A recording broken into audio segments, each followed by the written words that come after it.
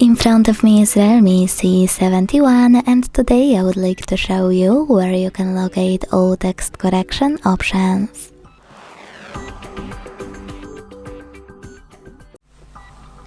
Begin by going into Devices Settings and scrolling all the way down right away. When you're ready, select System.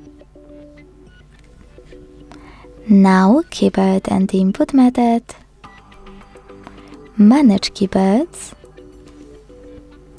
and Gboard. Following that, select Text Correction over here, and as you can see, all typing options can be managed from here. To do that, tap on the switches next to the chosen ones. If you want to access text correction options much faster in the future, you can click on gray switcher next to Show Suggestion strip at the top. When your switcher is black, you can come back to your main screen, launch your keyboard, and click on gear icon at the top of it. Then access text correction right away.